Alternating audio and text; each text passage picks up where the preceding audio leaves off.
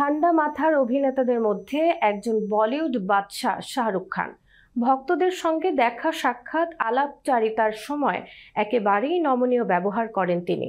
তাই বলে অতিরিক্ত আচরণে ছেড়ে দেওয়ার পাত্রও নন তিনি। বিস্তারিত ডেস্ক রিপোর্টে। সম্প্রতি এক সাক্ষাৎকারে শাহরুখের দেহরক্ষী ইউসুফ ইব্রাহিম কিং খানের সম্পর্কে বলতে গিয়ে জানান, তারকাদের নিয়ে সবসময় ভক্তদের মধ্যে উন্মাদনা থাকে। অনেক সময় এই উন্মাদনা অতিরিক্ত হয়ে যায়। আমার মতে তারকারও রক্ত মাংসের মানুষ, তাদেরও একটা কমফোর্ট জোন রয়েছে। ইউসুফ বলেন, একবার বিমানবন্দরে শাহরুখের সঙ্গে সেলফি তোলার জন্য এক ভক্ত একেবারে শাহরুখের গায়ে ঝাঁপিয়ে পড়েন। অভিনেতা খুবই বিরক্ত হয়েছিলেন, রেগে গিয়ে জোর ধমক দিয়ে বসেন। সাধারণত এই রূপে শাহরুখকে আগে কখনো দেখা যায়নি।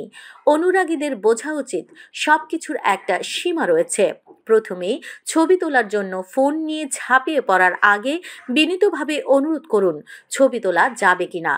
এইটুকু ভদ্রতা তো তারকাও আশা করেন।